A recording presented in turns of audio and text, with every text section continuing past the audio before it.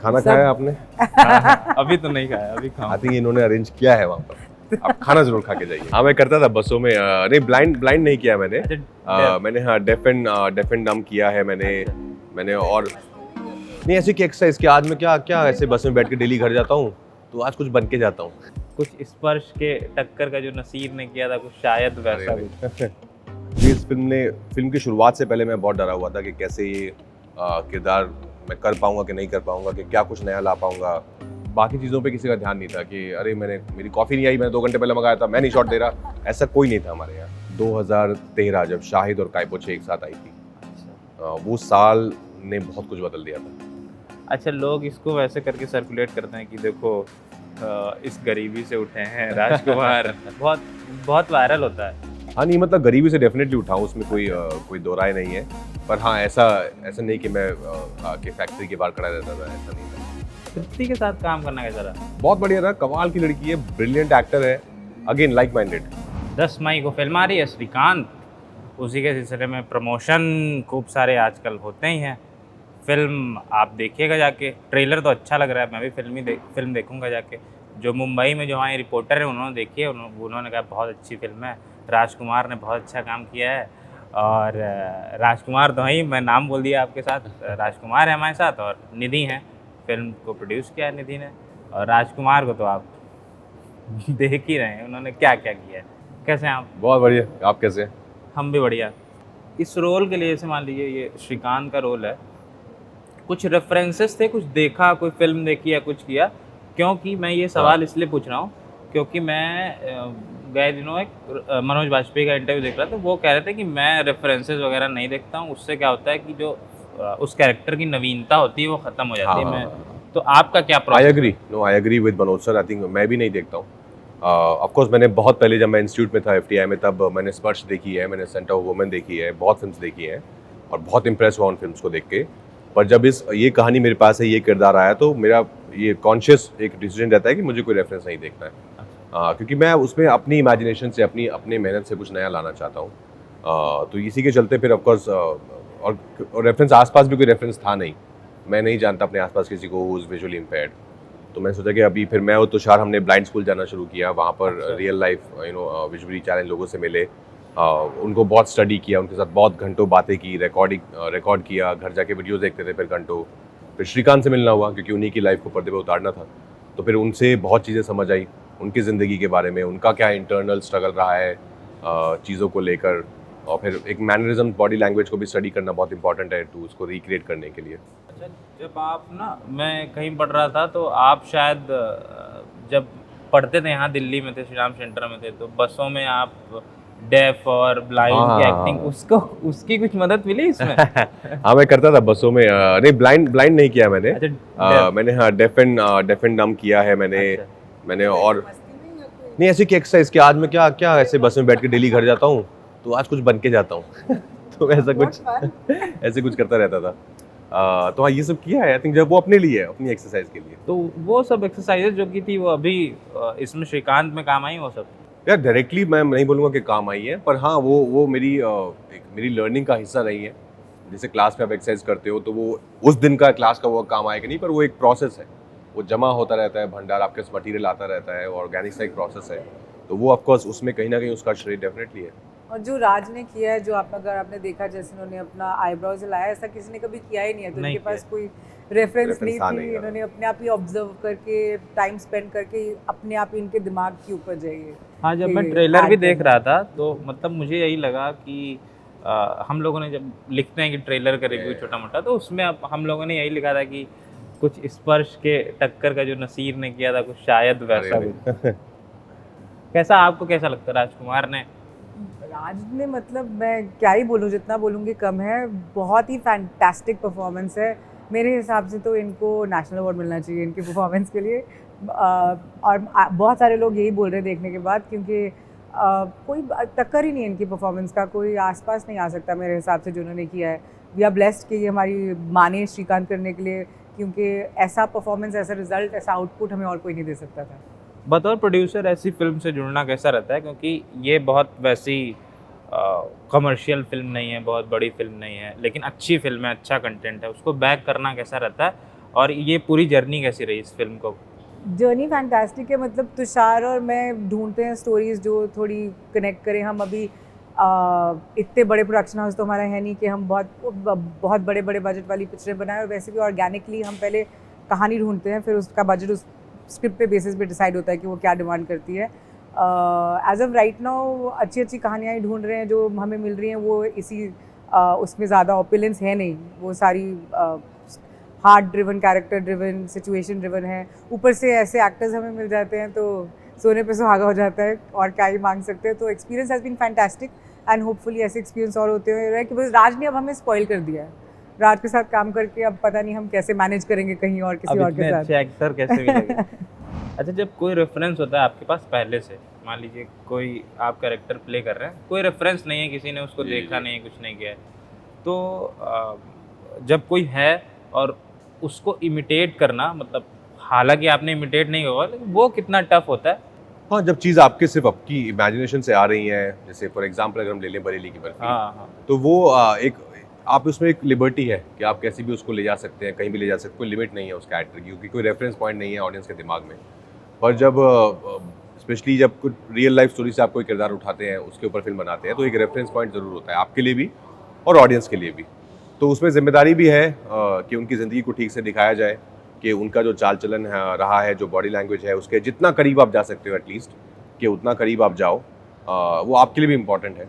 कि आप, क्योंकि किसी की फिल्म का नाम श्रीकांत ही है, फिल्म का नाम हमने कुछ और नहीं, मनोज नहीं रख दिया है ना, तो श्रीकांत की ज़िंदगी दिखा रहे हैं, तो अच्छा लगता है। ये अपने लिए भी चैलेंज है एज एन एक्टर के कितना आप उसके करीब जा सकते हैं किरदार के। इस फिल्म से पहले और फिल्म के बाद, जैसे एक फिल्म होती है, आप कुछ करते हैं तो उसके बाद बहुत बदलाव आते हैं आपके अंदर, इमोशनली बहुत सारे चेंजेस आते हैं। इस फिल्म के बाद कैसे आप खुद को देखते हैं, इससे पहले वाला राजकुमार और इसके बाद वाला राजकुमार? बदलाव, आई थिंक हाँ, हर फिल्म कुछ ना कुछ आपको देके जाती है। मुझे इस फिल्म की शुरुआत से पहले मैं बहुत डरा हुआ था कि कैसे ये किरदार मैं कर पाऊंगा कि नहीं कर पाऊंगा, कि क्या कुछ नया ला पाऊंगा इसमें। लेकिन फिल्म के बाद एक लगता है कि हाँ, अभी थोड़ा एक हिम्मत आती है कि शायद ऐसा और थोड़ा अभी और चैलेंज करते हैं। ये ऑलरेडी चैलेंजिंग था, अभी इसको एक लेवल और ऊपर लेके जाते हैं कि इससे ज़्यादा चैलेंजिंग अब क्या हो सकता है। तो उस पर ध्यान जाना शुरू हो गया है कि मज़ा आता है जब कुछ नया आता है आपके पास, कहानी, कोई किरदार, तो बहुत मज़ा आता है एज एन आर्टिस्ट। ज्योतिका के साथ काम करना कैसा रहा? बहुत ही ज़्यादा अच्छा रहा। आई थिंक एक तो कमाल की अदाकारा तो है ही, हम सबको पता है, बहुत ही ब्रिलियंट है, और इंसान बहुत अच्छी है। वो मतलब दिल से सोचती हैं, बहुत सपोर्टिव हैं, लोगों को लेकर, अपने काम को लेकर बहुत पैशनेट हैं, और हम सब, आई थिंक हम सब भी बहुत ही लाइक माइंडेड थे। हम में से कोई भी ऐसा नहीं था जो होता है ना कि एक स्टेप खराब निकल गया। हम सभी बहुत लाइक माइंडेड थे, सबका ध्यान सिर्फ एक अच्छी फिल्म बनाने पर था, और बाकी चीज़ों पे किसी का ध्यान नहीं था कि अरे मेरी कॉफ़ी नहीं आई, मैंने 2 घंटे पहले मंगाया था, मैं नहीं शॉट दे रहा, ऐसा कोई नहीं था हमारे यहाँ। एक्चुअली बहुत प्यार मोहब्बत से पिक्चर बनी है, सब बहुत अच्छे लोग थे। प्रोड्यूसर से हट के आप इस कहानी को कैसे देखती हैं? मतलब मैं प्रोड्यूसर या ऑडियंस, मैं जिस तरह ऑडियंस बन के देखती हूँ वो ही प्रोड्यूस करती हूँ। एज एन ऑडियंस जो मुझे लगता है कि मैं देखना चाहूँगी, मैं पसंद करूँगी, मैं वही बना सकती हूँ, क्योंकि मेरा टेस्ट वही है। अगर मैं वो बनाने चलूँगी जो मुझे समझ नहीं आता है एज एन ऑडियंस, तो मैं फेल हो जाऊँगी। तो मुझे वही ग्रामर पकड़नी पड़ेगी जो मुझे एज एन ऑडियंस पसंद है, तो मैं वहीं से ऑपरेट करती हूँ। 3 फेज अगर चुनने हो राजकुमार को, जिस वजह से वो आज यहाँ बैठे हैं लाइफ के, कुछ 3 पॉइंट 1 2 3, तो वो कौन से होंगे? पहला, आई थिंक यही डिसाइड करना कि मुझे एक्टर बनना है, और फिर थिएटर की शुरुआत जो दिल्ली से हुई थी, उसका बहुत बड़ा योगदान है। दूसरा बहुत ही इम्पोर्टेंट जो फेज़ है वो FTI है, कि FTI में जाने का सोचना और एडमिशन हो जाना, और वो जो 2.5 साल का वक्त मैंने वहाँ बिताया, वो बहुत इम्पोर्टेंट फेज़ है। और तीसरा मैं बोलूँगा कि 2013 जब शाहिद और कायपोचे एक साथ आई थी, वो साल ने बहुत कुछ बदल दिया था। मैं उस दिन गौरव शर्मा से बात कर रहा था। अरे हाँ, ऑफ कोर्स, लुटेरे में भी कमाल का काम किया है। तो वो कह रहे थे कि हम लोग मिलते हैं, एक दूसरे को क्रिटिसाइज करते हैं, तो मैंने कहा कि आप चूंकि साथ में पढ़े हुए हैं, क्रिटिसिज्म जब ये होता है तो कोई वैसा बुरा नहीं मानता होगा, तो कहते नहीं यही और सामना वाला भी है, वो भी पढ़ा लिखा आदमी है जो बोल रहा है, तो कैसे उन लोग से क्रिटिसाइज? नहीं, मैं अपने ऑफ कोर्स बैच के काफ़ी लोगों से टच में हूँ, बात होती रहती है। गौरव और मैं तो साथ भी रहे हैं 3 साल। अच्छा। जब हम बॉम्बे आए थे तो मैं, गौरव और सनी हिंदुजा, हम एक घर में रहते थे पहले 1 साल, फिर अगले 2 साल मैं और गौरव एक घर में शिफ्ट हुए थे। तो मुझे तो बहुत प्यार है गौरव से यार, बहुत ही कमाल का दोस्त है मेरा। एंड लुटेरे में इतना मज़ा आया गौरव को देखकर। जब मैं एक वीडियो आपको दिखाना चाहता हूँ, उसका वीडियो आपका वायरल होता है कह के कि कोई ऑडिशन, आई डोंट नो कौन सा है, ये बताएं ये कौन सा ऑडिशन है आपका?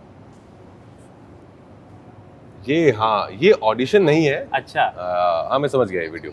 क्या ये है बेसिकली FTI में हम लोग जब फर्स्ट ईयर में जाते हैं तो बहुत सारे स्टूडेंट्स को फर्स्ट ईयर के सेकंड ईयर के, तो वहाँ पे एक्टिंग बनती रहती है, शॉर्ट फिल्म्स वगैरह। तो ये उसी में से एक क्लिप है, एक फिल्म हम बना रहे थे जिसमें मैंने एक किरदार किया था, तो ये उसकी क्लिप है। अच्छा, लोग इसको वैसे करके सर्कुलेट करते हैं कि देखो इस गरीबी से उठे हैं राजकुमार। बहुत बहुत वायरल होता है। हाँ नहीं, मतलब गरीबी से डेफिनेटली उठाऊँ, उसमें कोई दो राय नहीं है। पर हाँ, ऐसा नहीं कि मैं आके फैक्ट्री के बाहर खड़ा रहता था, ऐसा नहीं था।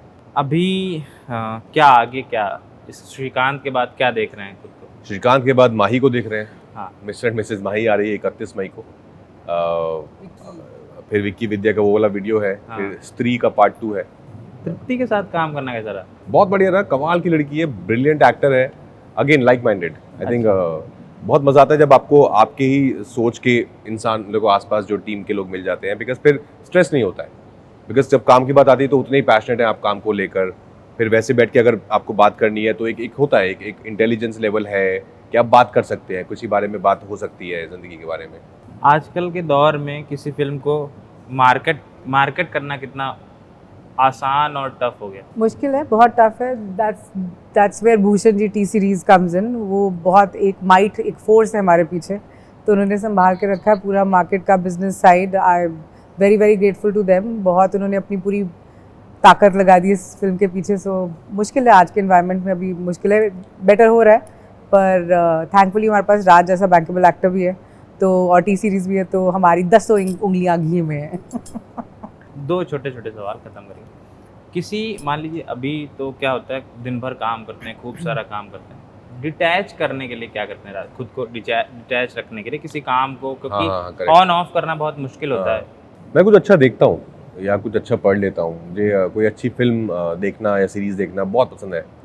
मैं कभी लाइफ में भी लो होता हूँ, स्ट्रेस होता हूँ, तो मैं कुछ देख लेता हूँ, तो मुझे कुछ एक नई एनर्जी आ जाती है, बहुत बढ़िया लगता है। एक फिल्म देखते हो ना रोज? हाँ, एक फिल्म तो मैं देखता ही हूँ। अभी कौन सी देखी? कल कौन सी? अभी मैंने एक अ परफेक्ट डे करके एक जापानीज फिल्म है, अच्छा। वो ख़त्म की है। बहुत कमाल की फिल्म है, तो वो देखी है। तो यही मैं आई थिंक देखता हूँ, या फिर मैं कुछ नहीं है तो मैं सिर्फ बैठता हूँ, थोड़ा मेडिटेट कर लेता हूँ, कुछ नहीं करता हूँ। कुछ कोई सवाल आपको लगाओ कि जो ना पूछा गया हो, जवाब देना चाहें आप? आई थिंक सब खाना खाया आपने? अभी तो नहीं खाया, अभी आई खाऊं। थिंक इन्होंने अरेंज किया है वहाँ पर, आप खाना जरूर खा के जाइएगा। ठीक है, शुक्रिया। खाना खा के जाइएगा कह रहे हैं, तो अभी जाने का समय है। 10 मई को फिल्म रिलीज हो रही है, देखिए आप लोग, बताइए, सोशल मीडिया है, खूब सारा सपोर्ट करिए, क्योंकि ऐसी फिल्में, अच्छी फिल्में, कंटेंट ड्रिवन फिल्में जिनकी हम बात करते हैं, वो कमर्शियल तो सब देखते हैं, जाते हैं, थिएटर भरिए, खूब खूब भरिए, 100 200 300 400 करोड़ कमाइए। अरे आपके अरे शुक्रिया। थैंक यू दोस्त। Thank you.